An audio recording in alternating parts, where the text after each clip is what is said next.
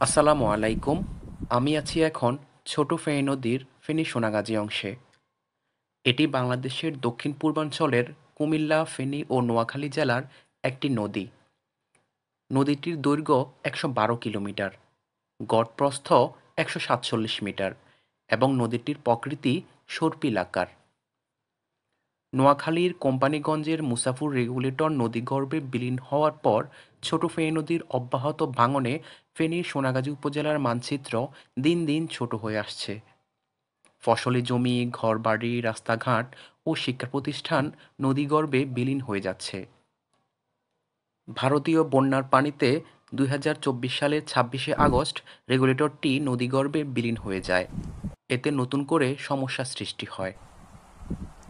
মুসাফুর regulator নদীতে হারিয়ে যাওয়ার ফলে দুই পাড়ের বাসিন্দাদের মাঝে নতুন আতঙ্ক দেখা দিয়েছে। একের পর এক বাড়ি হারাচ্ছে এই জনপদের বাসিন্দারা।